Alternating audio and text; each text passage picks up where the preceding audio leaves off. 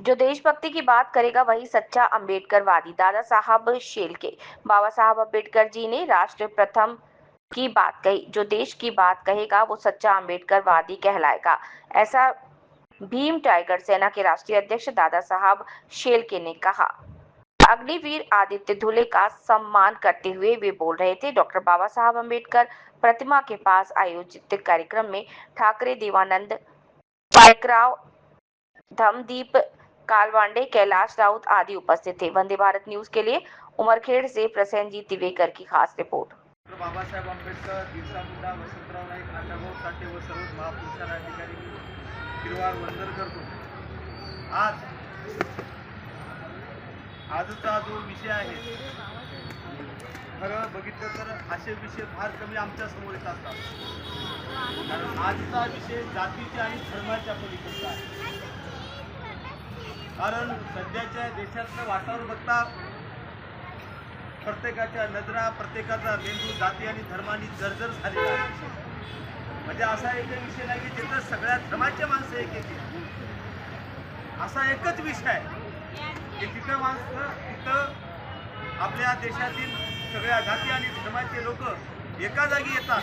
ते म्हणजे आपला देश, आपला स्वातंत्र्य दिवस, आपला प्रजासत्ताक दिन आणि असा पोटी बघितल्यानंतर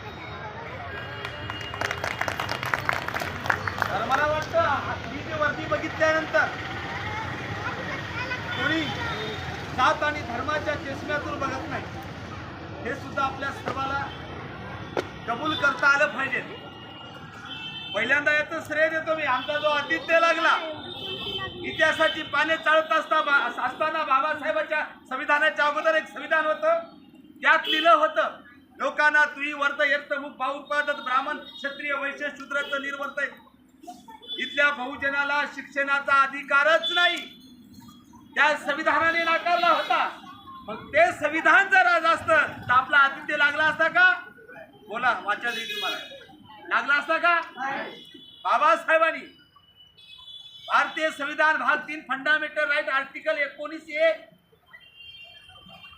बाबासाहेबांनी सांगितलं, माझ्या कोण्याही जाती धर्माचा माणूस असेल, कोण्याही, त्याला शिक्षणाचा अधिकार, त्याला शिक्षणापासून वंचित कोणता मायचा लालही ठेवू शकत नाही। आणि त्याचाच परिणाम ज्या बाबासाहेबांनी 20 जुलै 1924ला पहिल्यांदा एक संघटना काढली, तिचं नाव होतं बहिष्कृत हितकारणी सभा।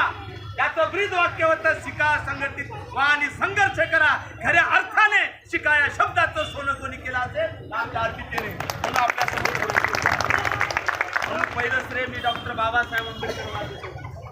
बाबासाहेब नसते, बाबासाहेबांचं संविधान अजिबात